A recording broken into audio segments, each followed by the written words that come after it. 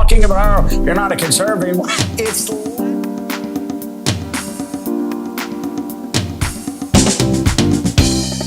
Welcome to Politics Done Right. I am your host, Egberto Willies.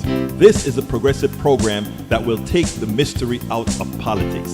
This is the program that will encourage you to make sure government becomes we the people. Whether you are liberal, progressive, conservative, or otherwise, you get to air your point of view. We are an independent media outlet that, unlike mainstream media beholden to corporations, we only owe allegiance to you. Remember, you can also send me a tweet at EGBERTOWILLIES. That is at Egberto Willies. Let us engage. It is Politics Done Right. Well, folks, welcome to one more edition of Politics Done Right. I'm Egberto Willies, your host. Thank you so kindly for being a part of the show. We are going to have a great show for you today. As usual, we are going to make sure and have it completely covered. Anyway, welcome aboard Melanie Keelan from Barcelona, Spain. Welcome aboard Paul Fleming from Powder Springs, Georgia. Welcome aboard Bridge MCP from Binghamton, New York. Upstate New York, that is. Welcome aboard Lee Grant from Montgomery County. Welcome aboard Bruce Pollard, my brother from Kingwood, Texas. Welcome aboard AVQ, El Senor Michael Rutnin from Brooklyn, New York. I don't see Yvette Avery Herod as she usually starts it all off. She gets here very early. Yvette, where are you? You are missing, Yvette.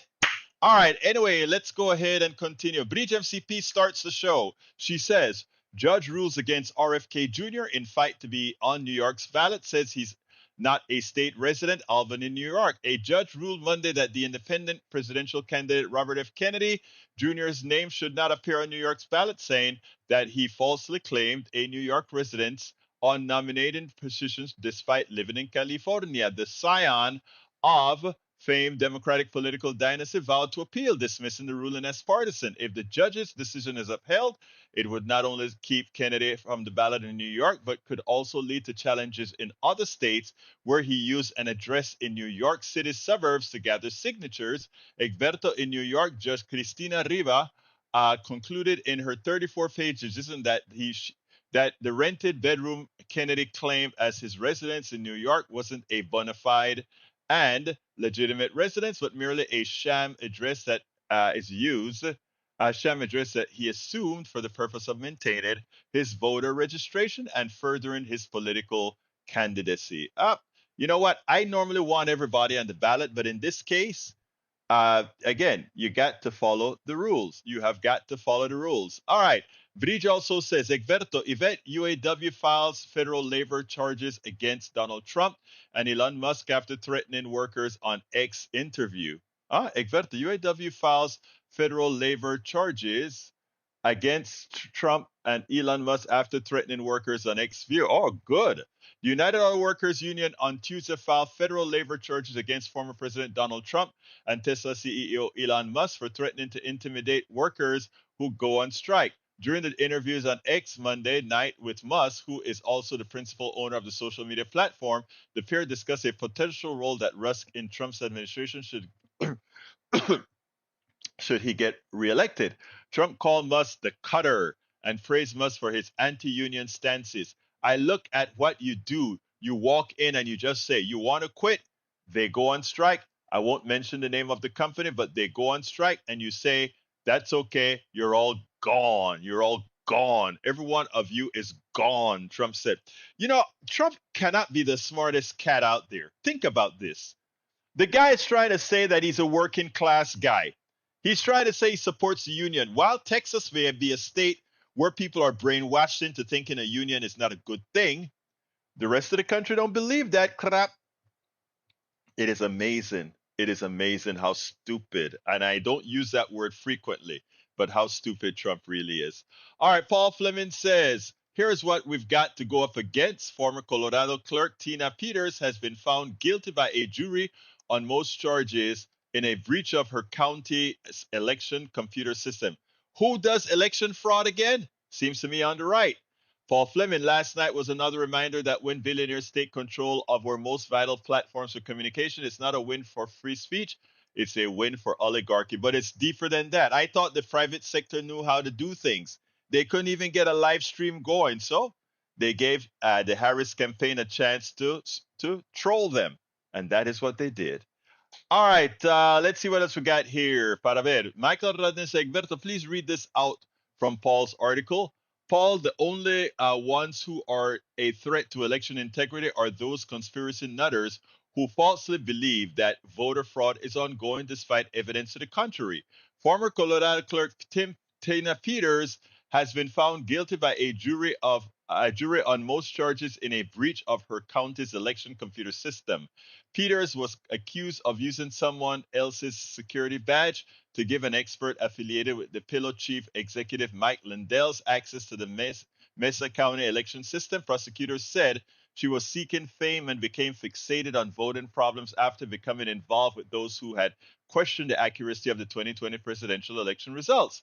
The case marked the first prosecution of a local election official over a suspected security breach amid the conspiracy theories that swirled around in 2020 election, in heightened concerns over potential insider threats in which rogue election workers sympathetic to partisan lies could use their access and knowledge to launch an attack from within. Peters was convicted of three counts of attempting to influence public servants, one count of conspiracy to commit criminal impersonation, and first degree official misconduct, violation of duty, and failing to comply with the Secretary of State. Tom C says RFK Jr. is not a resident of planet Earth. I like that, Tom.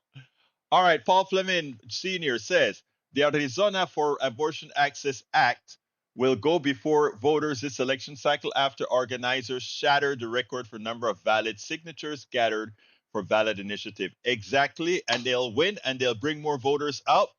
And to which it's time for me to make my statement. Remember, anybody voting for Donald Trump is admitting that they care nothing about the morals, and also specifically or telling, if they have children, telling their children immorality is okay. Grabbing, if they have sons, grabbing women, they're telling their sons it's okay to grab women by their private parts. It's okay to abuse women. It's okay to sexually abuse women. That is what any voter for Trump is telling their children. And likewise, they're telling their daughters they are of lesser value. Any person voting for Trump is telling their kids they're telling their daughters they are of lesser value. Do not forget that and do not allow others to change that narrative. It is a fact based narrative. You support someone as derelict as Donald Trump, you're telling your kids that behavior is okay. Continuing, in Congress, from Paul Fleming, in Congress won't shut big money out of our politics. Then voters should shut out big money's candidacy. Repost. We can do that, and we can do that. Melanie Keelan says hi. Let's see what else we got here. Paul Fleming also said, "Do you agree that property taxes should be eliminated and that 65 or so are older?" Yeah, we got a call.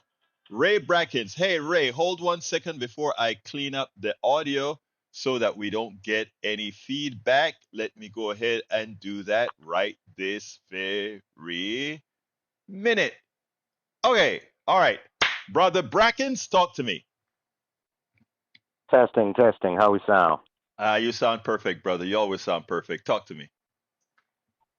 Oh, well, first of all, Egberto, I just want to take a moment to say, thank you for, I wasn't a good student of math when I was younger, but, I think to myself every time I see you come on here that I think about the 60 plus quality hours of airtime that you give us every month, not to even factor in all of the countless hours of research and editing and cutting that you do.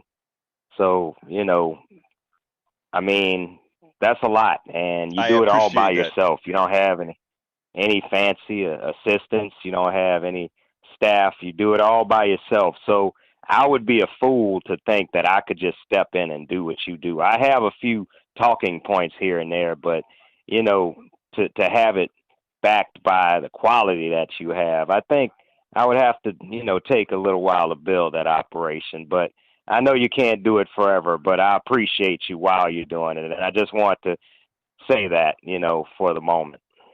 Brother, you don't know what that means to me. I really appreciate that. It really is a whole lot of work. It really is 16 hours a day, 7 days a week. But you know what? Like I said, I enjoy it because I feel like I'm doing something that is necessary. I feel that I'm doing so. I want to leave my daughter. I want to leave you. You're a young man as well. I want to leave the younger folks a better place. I have a certain guilt for being I call myself a boomer X. In other words, I'm on the cusp of X and boomer. And we have done a very poor job in what we have done to support the generation that comes after us. And I feel a responsibility, and I say that from the depths of my heart. I feel a responsibility that we allowed Reagan to create a new system or to modify a system that has screwed us all. And we are partly responsible for that. So this is payback for what we've done. But thank you, my brother. I do appreciate that. Hey, I mean, it was you were just, an American of the time.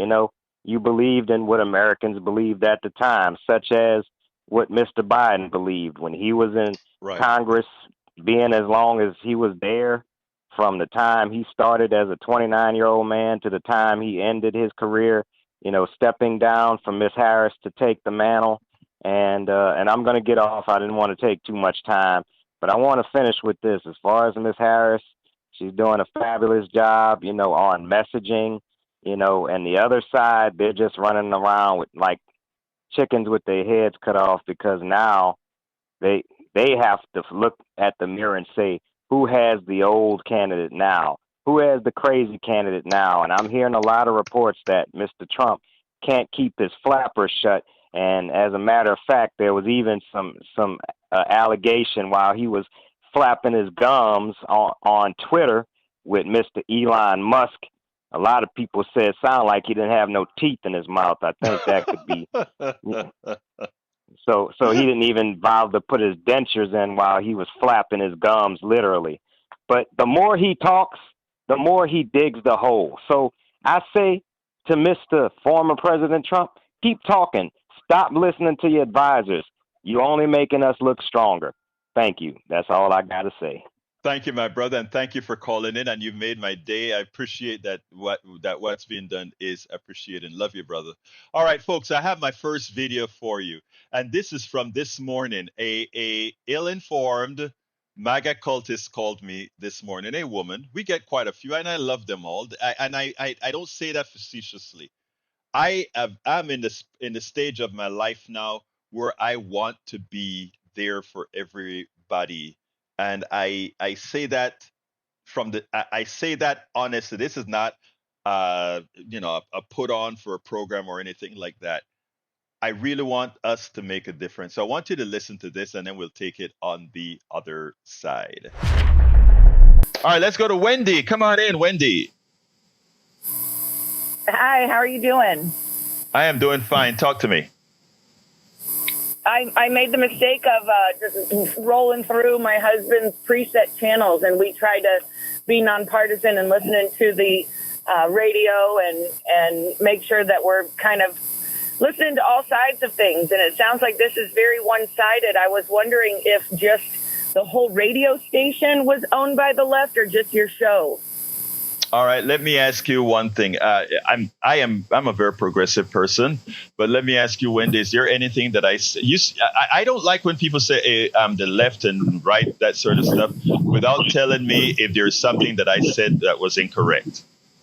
Okay, you said that you're doing what you can do to, as far as letting people know about Project 2025, which Trump has denounced several times, has said that is the party's, not his plans, okay, and that he's denounced it and he is not an extremist. And you said you're doing what you can do. You need to do what you can do to control vis-a-vis KPFT, meaning you're controlling KPFT, you're controlling the message, and you're not sharing the truth. Okay, great. I'm glad that you said that. Let's talk about that real quick because I don't have a lot of time, and I hope you listen tomorrow so that you'll get more time. But here's the deal: Trump told you, Ben, I said people like yourself, that he had nothing to do with Project 2025. That is a lie, and I have to come out and tell the truth about all. May I finish? Did I let you speak, my dear friend? Please let me finish now. All right. Everything that he said about that was a lie, and we have the videos where he went to the Heritage Foundation and said the Heritage Foundation is coming up with the conservative plan that we are going to be putting out there. I have the videos that prove that. I am responsible as a truth teller to tell you that. Likewise, everything within that Project 2025 is written for all to see. I have the 925-page script that we can actually say this is not conjecture. So the only thing that you have a problem with is tying Donald Trump to Project 2025. We've already proven that he's tied to Project 2025, given that not only all the people that worked for him, but also with his own words. Where do we go on from there, Wendy? You have a choice to either believe what you're seeing or believe what Trump is telling you. And I think if you believe what Trump is telling you, you have defied who Trump has been all of his life. But continue, my friend. I will tell you that what I believe is I believe what I see. And what I see is what Trump did for 4 years for this country. I believe that I see that Trump supports America. I believe that Go ahead, Trump continue. Is a Christian that supports family. I believe that Trump is a smart businessman that understands economy. And I believe that I was way better off for the 4 years that he was in office than I have been these last 4 years. And I believe Okay. Stop. I get it. We don't have a lot of time, and I need to answer some of those things that you mentioned. It's good that you believe that. Believing something doesn't make it fact. If we look at the actual numbers, the numbers prove everything that diametrically opposed to what you just said. More jobs were created factually under President Biden. More policies came that created jobs. Why many Republican mayors are now supporting the Democratic ticket, because those are the statement of facts. So my question, do you want to just believe, or do you want to have the truth? Do you want to believe, or do you want to feel that belief, or do you want the truth? And what I'm saying is the truth is there for me to show you unadulteratedly. If you want to sit down and go over item for item for whether it is true or not, we can, because the data is there. But you have to want to believe. Okay? Wendy, one quick sentence, and I got to go to the other call. That's what you said. I believe what I see. That's what I believe. And again, you could not possibly see what isn't true, but we'll talk about that another day. Thank you for calling, Wendy. I just couldn't sit back and let what this young woman had to say about how great it was under Donald Trump, how much better my life was under Donald Trump. Here's the reality, folks. Even if we take out COVID out of the mix, Biden has had a much better performance on jobs than Trump. In fact, Trump is the first president that has left the White House having less jobs than when he came in to the White House. And that's not solely because of COVID, but his performance was well below par of Obama, well below par of Biden, even taking out COVID. When it comes to the economy, the way you measure an economy is what that economy produces, of course. And under Biden, the GDP under Biden far exceeded the GDP under Trump. Again, these are things that I am not saying. These are things you can look up and find in the data. But Trump says my economy is better. The Trump cult, the MAGA cult, says the economy is better. Trump says you're doing better. The Trump cultists, even if they're starving, say, oh, we're doing better. That is a typical cultist behavior that one has to mitigate when we're talking about these particular issues. So again, the economy was not better under Trump. When it comes to crime rate, crime shot up under Trump. That's, again, a statement of fact, not because Trump is telling you, oh, crime is exploding. Do you have to believe it? Here is the data again. Crime is not exploding. This is what crime rate looks like. And again, it did better under Biden than it did under Trump. When it comes to deficit spending, again, he would say, "Oh, the liberals they spend like crazy." Again, look at the chart. It's not the liberals who are deficit spending. If you look at the chart, you see the deficit going down under Obama. It shot up under Trump, and it starts to go down under Biden again. It is just saying something doesn't make it so. Saying it is so does not make it so. And it is important for us to always be ready to show the facts. Now, the facts, just talking the facts is not enough. People are suffering. People want the inflation is taking a bite out of people. Those are true things. But there are other ways to mitigate that. The inflation wasn't caused by Biden. The inflation was caused by corporate greed, and you can check other videos that I've made that point the exact reason we had inflation. Inflation isn't a magical thing that happens because of government policy. It is something done by corporate sector, and you can look at economists like Richard Wolff and others that would explain that concept. We have to wake up and stop being played by politicians. We spend a lot. Yes, we have to wake up and stop being played by these politicians, and a lot of folks are waking up, and a lot of folks are actually also saying, you know what, I am going to support. But before I go there, I tell you what, a lot of folks are starting to wake up. A lot of folks are starting to say, you know what, I just can't do it anymore. I am a conservative. I am a Republican. I cannot fathom voting for a Democrat because they supposedly don't believe in the things I believe in, even though the policies that Democrats support, I'm talking about progressive Democrats now, is what 60 to 80% of the country say that they want. But somehow in the media, the mainstream media, they'll have you believe that progressives are the ones that are out of the mainstream. But you know what? Things are so bad right now based on the potential, the possibility of having a Donald Trump, that when you see David French changes his tune, it means something.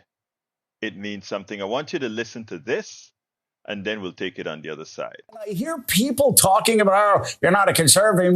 It's laughable because what we're seeing now, we're seeing idol worship for I gotta say a guy. It's a party now. It's a party. They're not conservative. They're not fiscally conservative. If they lose again this year, here we go. If the question I was going to ask is, if they lose this year, is there a chance that they are going to go back to more tried and true Burkean, Reagan-esque conservative principles? By the way, what you're looking at now, direct from Joe's Twitter account, a little chart I made this morning after reading the op-ed. In blue, that is left-wing, socialist, communist, whatever you want to call him, Bill Ayers loving, Reverend Wright loving, left-wing, like Marxist Barack Obama's deficit record. By the way, it goes down. It goes straight down. So all those things Republicans said about him,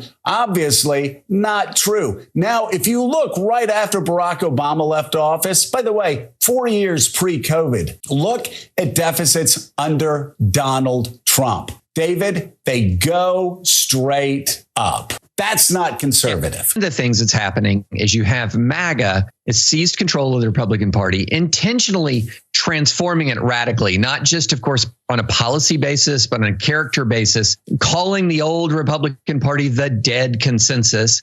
And if you object to it, they say, well, what happened to you? In other words, they're pulling the party away and accusing anyone who objects to it of being a traitor. So, David. Yeah, Willie, look at that. Yeah, there it is. It's pretty clear, stark in that graphic there. You've got a new piece out for the New York Times, David, titled "To Save Conservatism from Itself, I Am Voting for Harris." In it, David writes this: while there are voters who are experiencing a degree of Trump nostalgia, remembering American life pre-COVID as a time of full employment and low inflation, there is a different and darker story to tell about Trump's first term. Our social fabric frayed. It's not just that abortions increased, the murder rates skyrocketed, drug overdose deaths hit new highs, marriage rates fell, and birth rates continued their long decline. Americans ended his term more divided than when it began. I'm often asked by Trump voters, David writes, if I'm still conservative, and I respond that I can't vote for Trump precisely because I am conservative. The only real hope for restoring a conservatism that values integrity,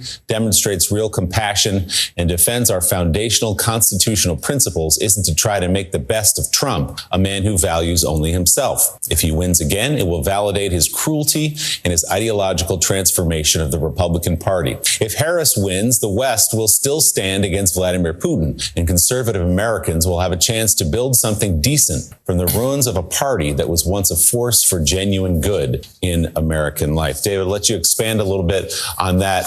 This is something Joe talks about all the time. I'm still conservative. You guys were just talking about this standing right here. It's the party, the Trumpists, that have changed. Yeah, absolutely. It's not just that the party's changed, but things have changed. So in 2016 and 2020, I voted third party. I wrote in. I could not vote for the Democrat. I definitely was not going to vote for Donald Trump. But there are some things that have changed since 2020. One of them was January 6th, which illustrated the links that Donald Trump would go, the destructive links to our own constitutional order that Donald Trump would go. And then the next year, when Russia invades Ukraine, you see the incredible stakes for the international order, for American national security. And on both of those just paramount issues, Trump is not just on the wrong side in many ways, especially here domestically. He's the instigator of the crisis itself. And so if you're dealing with changed events, I feel like it's incumbent on me to be open to changing my mind on at least one element of my stand. And that is,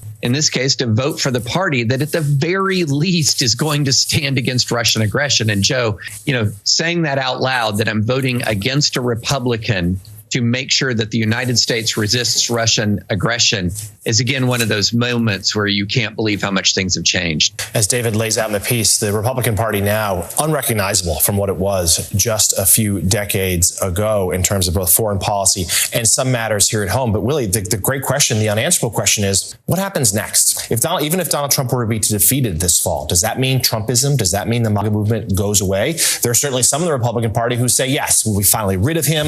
Let's move on. We'll rebirth this party into something new for 2028. I don't know there's a guarantee of that. He is still going to be the loudest voice in the party, most likely. Certainly his running mate is set up to be a loud voice in his party going forward. The MAGA movement has captured so many state, local officials, state houses, Congress, the House of Republicans, House of Representatives in particular. I don't know that even if Trump were to be defeated in November, that this would be something the party would be able to rid itself of this movement. This is the party right now, the MAGA movement. And it might look a little different. It might have a different name atop of it in 2028. But I don't know that we could just take as faith that it'll go back to what it was. Yeah, with tens of millions of regular supporters as well on board. As long as we're inside the editorial pages, the Wall Street Journal, Jerry Baker writing this morning, Trump is looking like a loser again, talking about the press conference last week that he calls false, obtuse, and lunatic.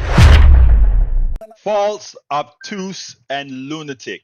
That is a perfect description of who Donald Trump is. And to think that there are some who, knowing this, I don't care how delusional or cultish you are, you cannot see this man and not understand that that he has no place being president of the United States. His past ill-conceived doings is enough to disqualify him, and that there are people knowing these particular defects There are people with children who tell their children they must do right, tell their children they must be moral, tell their children their boys, they must treat women with respect, tell their daughters that they must cherish who they are, they must have pride in themselves, they must allow nobody to take advantage of them. Tell the American people that yes, we believe in honesty, yes, we believe in freedom, yes, we believe in all these things, and to think there are some who will still vote for this man. Remember what I said yesterday. If that were to happen, the decay in America would be virtually complete. And it would be, not physically, but it would be the end of who America is. And I tell you why. Because the first time Trump got elected, we looked like the fools. The rest of the world, I know most Americans are centralized on America only. The only thing that matters is what we're saying in America. This 5% of the world is the only thing that matters to most Americans. But there's a bigger world where there are 95% of the people on the outside. 95% to 97% of the rest of the world lives outside of America. Many of us don't give a damn what they believe. They are willing to forgive us for having given the world Trump the first time as an excuse for the turmoil, for the things that were happening in America. You do it again, we lose the world. I repeat, you do it again, we lose the world. Luckily, I think the table has turned. And just like I said many months ago, I am still expecting a landslide from municipal to state to federal. And I see the materialization of that landslide in the making. Only one thing can stop it.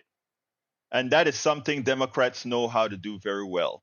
And that is to screw up a train. That is to put logs in front of the train. That is to make sure that we don't, that for the fear that some of the corporatist Democrats may get, that, oh my God, the progressive mantra is moving. And if they put a barrier in front of what we need to do for this landslide, it's on them as well. Anyway, let's see what we got here from my great people in the chat.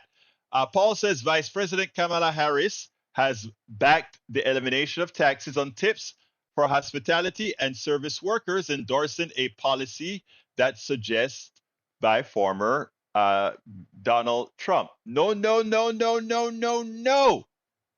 Do not, my brother Paul Fleming, love you, but don't equate what Kamala's tip policy said with what Donald Trump said. I'm glad you brought that up, because this morning I did a piece on that on KPFT as well. Check this out, and then we'll take it on the other side. Let's see. Here we go. Bingo.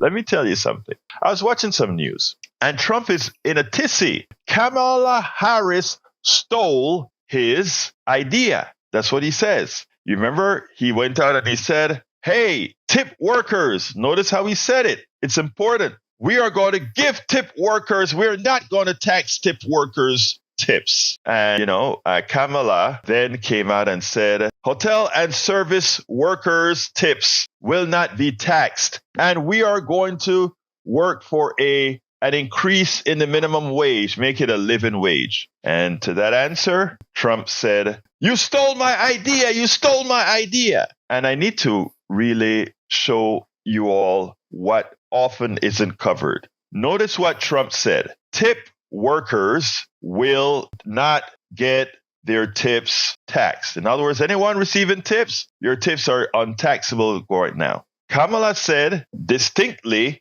that those hotel and restaurant workers, certain level, they will have their tips not taxed. Does it sound like the same? It may sound like the same, but it isn't the same. The reality is, when Trump said tips workers wouldn't have to pay taxes on tips, he left the door open for, stockbrokers. He left the door open for people who run hedge funds to convert some of their earnings into tips. And they are the ones who would profit. Because guess what, my dear brothers and sisters? If you're a tip worker, most tip workers already don't pay taxes because they don't reach the income threshold to pay taxes. So when a politician tells a tip worker, I am not going to charge you taxes on tips, for most workers, they'll say, I wasn't paying taxes on it anyway, because I make so little, I don't pay income taxes on that tip. I don't pay income taxes on that tip. But you know who will? The stockbroker and the hedge fund manager. When he goes ahead and says, well, this type of income is a tip, classified as a tip, it could mean billions of dollars, and he pays no tips. Robert Reich pointed that out when he came and he said, nope, Kamala Harris didn't steal his idea at all. Again, it takes a little bit more than just listen to the voices of politicians to make up your mind about issues. You have to see how those issues that they talk about is actually transferred into policy, and how those policies are then used as loopholes to get things done. So again, folks, when you're out there promoting the progressive message and somebody says, look at how they are going to follow the tip model, the progressives are following the tip model, remind them that no, progressives protected the working class. Progressives said, no, we are not going to just go ahead and say, tip workers, you get off scan free, while that they normally don't pay any taxes. Again, the important way to help tip workers is to make sure they get a living wage. Do you know some people that work at restaurants make $2 an hour purportedly because they get tips? Do you know also that one of the biggest anti-work policies passed by Trump actually said the following: employer who picks up those tips, they can, I repeat, they can use those tips as they see fit. They don't have to give, most of the tips these days are not collected in cash by the tip worker. They are collected by the person who, you fill out the credit card, you have a tip line, you put a tip on it. That doesn't automatically go to the worker. And Trump made it legal that tip doesn't belong to the worker. It belongs to the company, and they can choose to do what they wish with those tips. Did he say that when he passed the bill, when he talked about tip workers? He never said it. So let's not be fooled by the wordiology. Let's not be fooled by the wordiology. All right. Of course, Mike Cisak, is going to have something to say. My dear brother Cisak says, Egberto is delusional about any kind of Democratic Party landslide. Biden barely squeaked by with massive fraud in 2020, and he was polling 7 points over Trump. Now, most polling has Trump in small lead, so that means Trump will likely win in a landslide. Let's correct the record. Actually, every major poll at this point, as of today, has Kamala Harris in the lead. Number two, Biden, that's false information that you have there. Biden, number one, won the popular vote by over $7 million. Anyone who follows American politics will qualify that as a landslide. When it came to electoral college, he won the same electoral college amount that Trump won, 307, I believe, to 240, something somewhere in that vicinity. So he had a big cushion for the electoral college as well.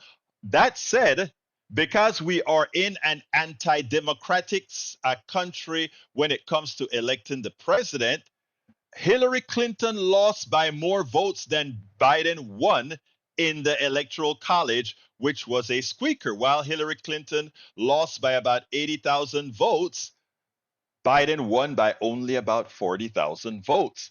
If we had a shift of 40,000 votes in the blue wall, we would have had President Trump, even after losing in a landslide 7 million plus votes, the anti-democratic. But that's what we live in. That's the game we have got to play in. All right, let's continue. Para ver, ¿qué más tengo aquí? I'm scrolling up now. Trump's first couple of years was coasting off of Obama's stellar economy. Once Trump's economic policies kicked in around 2019, the tax cuts for the rich, the insane tariffs leading to a trade war, his economy started to slow down in a recession, and that's before the pandemic came around. Where Trump, and I showed that in the graphs that I gave in the earlier message, where Trump completely botched the response using downplaying and lies. Once Biden came into office, he turned the economy around. People don't want to remember this history. People see the prices at the grocery store as if that's the only indication of how we were doing. And those prices in the grocery stores are caused directly by corporate greed. Let me tell you again. All, not some, all of inflation. I'm going a bit further than our friend in Congress, who claimed that who claimed that that it's only about, I think it was like 50% of inflation was caused by corporate greed.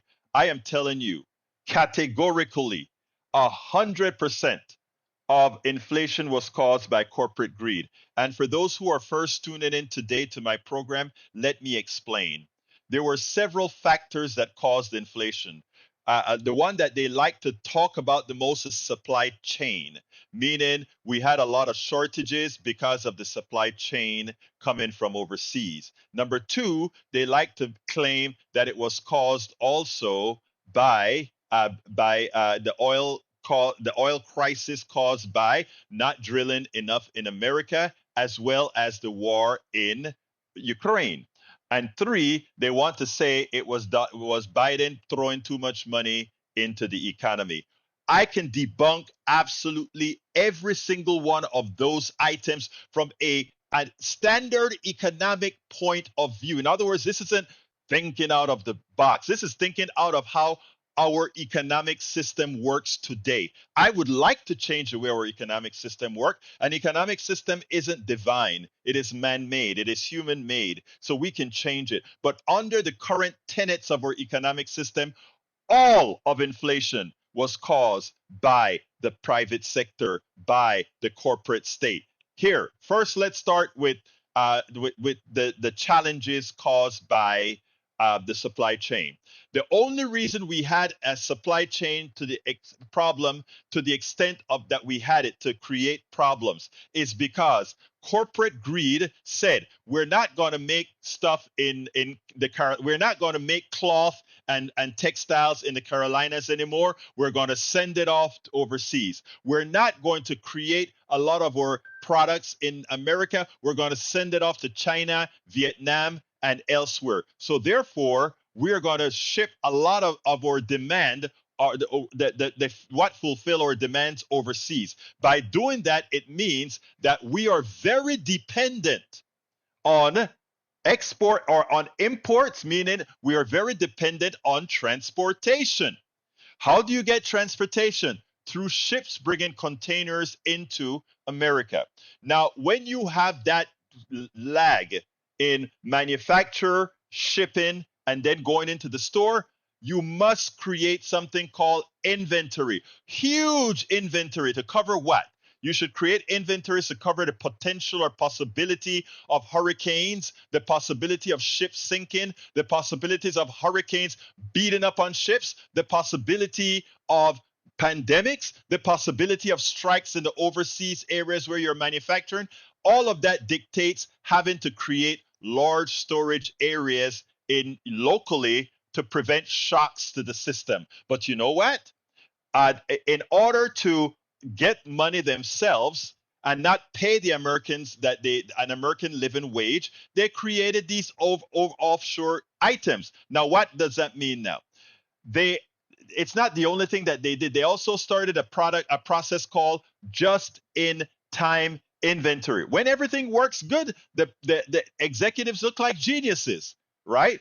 Because if as soon as something is manufactured in Korea, it goes on a container ship, gets to the shipyard in the container yard in LA, and it leaves the container yard in LA on a trail and gets to the Walmart or gets to all these other places. Works perfectly. You don't have to pay for inventory. You don't have to pay storage. You don't have to pay any of those things.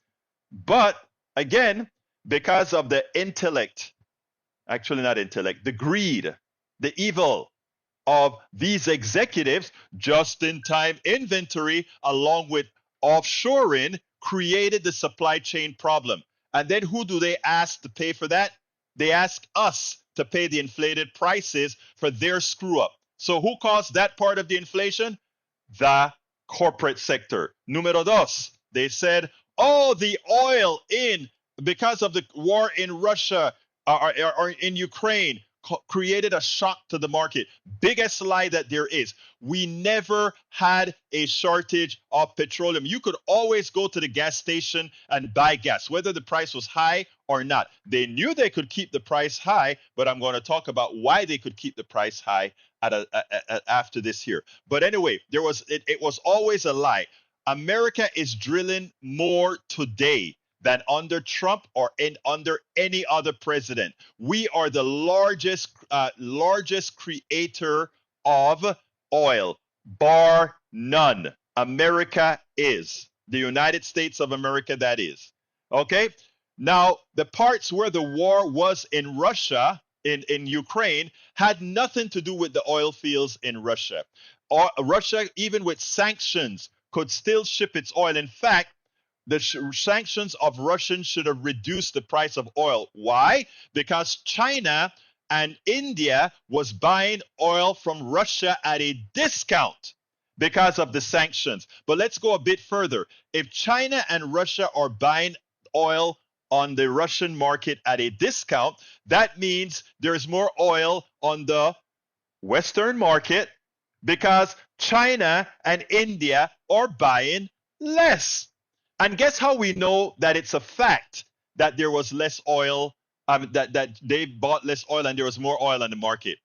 Guess what? In the middle of these high prices, in the middle of this pandemic, guess what Saudi Arabia did? Saudi Arabia said, oh, the price, that there is a glut of oil in the market, not a shortage, a glut. So what are we going to do in Saudi Arabia? We are going to take away 2 million barrels of oil a day. They gave Biden hell because Biden said, okay, you guys are going to play with the market now. So what I have is something called a strategic reserve. I am to protect America with this strategic reserve. So I'm going to open that damn reserve up and throw oil onto the market. And then that kind of mitigates. And people say, well, he got about 40 or 50 days worth of oil. And if he does it right, he can really kind of mess with our stuff. And, but that oil price rise was corporate greed, not shortage. But guess what? Once you raise the price of oil, farming gets more expensive. Trucking gets more expensive. All these things dependent on oil gets more expensive. As they get more expensive, those prices go on to the product you buy. And of course, Walmart didn't just put the extra price on. They tagged another little piece onto it. Corporate greed. The prices went up higher than their costs that they were giving all this free money to the oil companies. And the third part why inflation was allowed to fester was because of the stimulus. Biden threw a lot of money to prevent people from starving, put a lot of money to prevent people from feeling the pain of a mal-done pandemic that Trump allowed to occur. Had Trump stopped the pandemic by not making believe it's just a flu, it would have been a lot less worse than it was then. Now, so because the corporations knew that Americans had extra money in their pockets and that they were no longer spending that money on restaurants, etc., it means there are certain things they could raise their prices on because they knew Americans would still buy it. Why? Because they had money in their pockets. And as the tenet of capitalism says, it's very simple. whatever the market will bear. It's an evil system. If you have money and we know you have money and we have a product that we know you want or must have, we can put the price as high as you are willing to pay or as you have money for said price. Again, folks, 100% of inflation was caused by corporate greed. Do not allow the narrative from the mainstream media. Do not allow the narrative from neoliberal economists from telling you otherwise. And by the way, I validated this entire narrative with several economists who are willing to go on the line and say, Brother Willies, you are right. Okay? So these are statements of fact. They are quantifiable and verifiable. Absolutely everything that I just told you about inflation. All right, we have one. Well, I'm not going to play the war piece. I'm going to go ahead and read. Paul Fleming says he did want to talk about the tip piece that I did with Kamala Harris. Well, I think we did. All right, let's see what else we got here. Bruce Fowler said the tip thing is tricky because it needs to be included in Social Security and health. That is correct. Income tax is separate from Social Security tax, is separate from Medicare tax. Even if you don't pay income tax, you pay Medicare tax on all of your income. You pay Social Security tax on up to 100, and I think it's up to like 140,000. Don't quote me there, but somewhere around there. All right. Let's see what else we got here. Wendy on your show this morning believes her facts of life under Orange Man are true. That's fine. She can believe it's true. That doesn't make it so. So it doesn't matter if she thinks it's true. It's simply not true. That is like saying, I think this water is cold, even though it's hot. Am I going to let my baby put if I'm going to let someone put their hand in boiling water because I don't think that is steam coming over the water. I think that is the vapor that occurs because of the differential in temperature of ice water. I'm not going to so I don't care if they think it's true. It's not. And if it's not, it's not. Yes, I'll try to get to you and try to talk to you, but it's not true. Why read it, SMH, Egberto Medicine to the Dead? Well, I just wanted to do a little piece of that one. All right, let's see what else we got here. Actually, tax cut did help the middle class. No, it did not.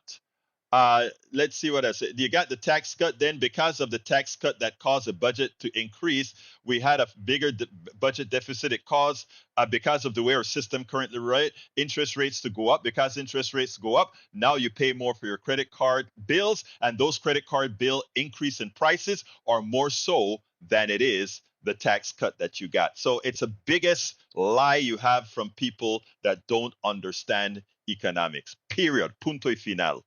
All right, let's see what else we got here. Egberto Willies, Bernie Sanders warns Donald Trump is gearing up to deny 2024 election. This is what undermining democracy is all about.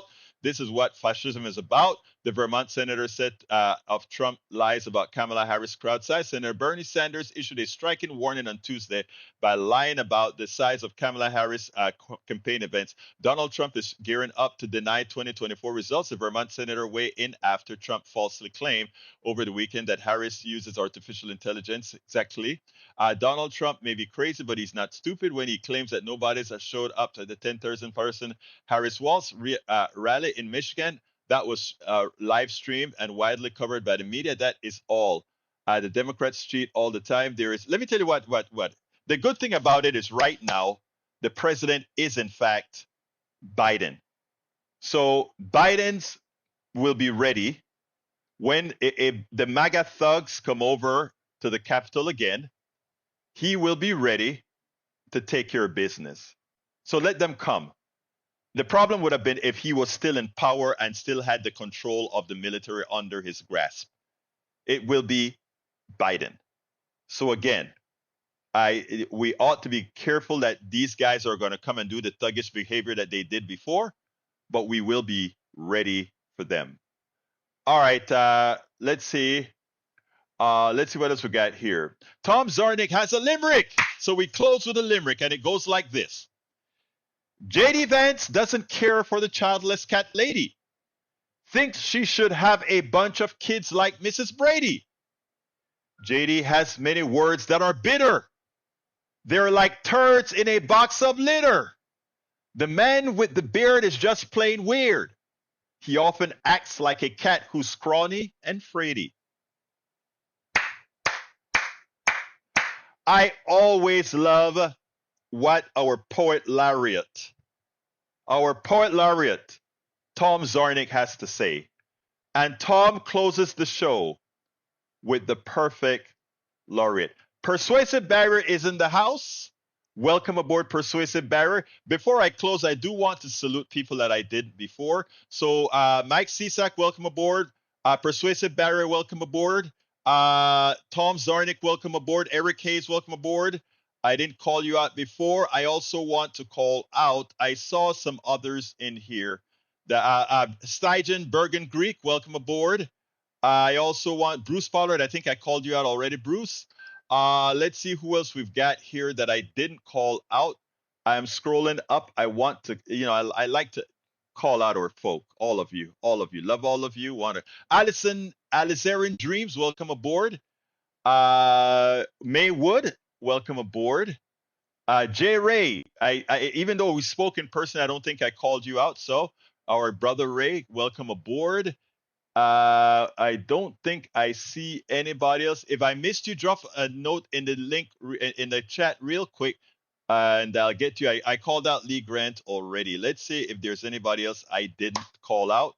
Bruce says we need to separate the MAGA people that predate Trump from the Trump fanatics. Yep. No, I think Bruce has a point there. I think he has an important point there. We'll talk about it tomorrow. But anyway, I got to get out of here, folks. I got to get out of here. First, I want to tell you, love you all. Please remember, go visit our site at politicsdoneright.com/newsletter. We do need your support. So I ask you kindly, once again, my dear brothers and sisters, please support this program. This is 16-hour a day, 7 days a week endeavor. So please support us. Today, I'm going to ask one support way. If you have the wherewithal to do so, please go to politicsdoneright.com/newsletter. politicsdoneright.com/newsletter. And please become a paid subscriber of our newsletter. If you become a paid subscriber of our newsletter, you get access to all of my books. Hey, Persuasive Barrier, thank you so kindly. He says, pure character attaching his arms forward, raising his thumbs up. Thank you so kindly for your super chat, Persuasive Barrier. I want to go to show you what you get from from subscribing to our newsletter. I want to show you this real quickly. Bear with me a second here. This is what you get. If you subscribe to our newsletter, you get access to all the pieces that I write every day, right? In a concrete form without any ads. And also, I don't have it on the screen. Here is a kicker. You get to access all of the books I've already written. And not only that, but you get to come and access every single one of my books that I have. This is the online version for our Substack users. Like, let's go to As I See It. There are all the chapters of the As I See It. You can read it right from your phone or here at the site. So all members, everybody who subscribe, who are paid subscribers to it, can get to our books. That's As I See It. Here's another one. It's worth it. It's worth it. Or not it's worth it, but How to Make America Utopia. You get to read all our books. And, so again, all of my current books and future books, all subscribers to my newsletter, Egberto Off the Record, will get access to read all the books. You don't have to purchase it unless you want to purchase a hard copy that I sign and send to you. So please consider going to politicsdoneright.com/newsletter. I'm putting it out there again, politicsdoneright.com/newsletter, and say it. Our brother E2247 is in the house, and he has the new numbers. Day 312 of the war, at least 39,929 Palestinians killed. That's 32 persons more than day 311. At least 92,240 wounded, 88 persons per day. And again, it is just horrendous. It is just horrendous. All right, I got to get out of here. Please subscribe to the newsletter. Please do so today if you can. I am trying to get over 1,000. I'm only at 150 something. I'd love to get there this year. I'd love to get to 1,000 this year. It'll help us get our stuff done. Again, politicsdoneright.com/newsletter. My name is Egberto Willies. This is Politics Done Right. And you guys know how I end this baby. I am what? Out.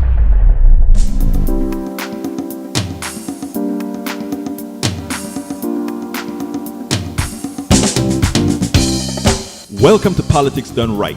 I am your host, Egberto Willies. This is a progressive program that will take the mystery out of politics. This is the program that will encourage you to make sure government becomes we the people. Whether you are liberal, progressive, conservative, or otherwise, you get to air your point of view. We are an independent media outlet that, unlike mainstream media beholden to corporations, we only owe allegiance to you. Remember, you can also send me a tweet at EGBERTOWILLIES. That is at Egberto Willies. Let us engage. It is Politics Done Right.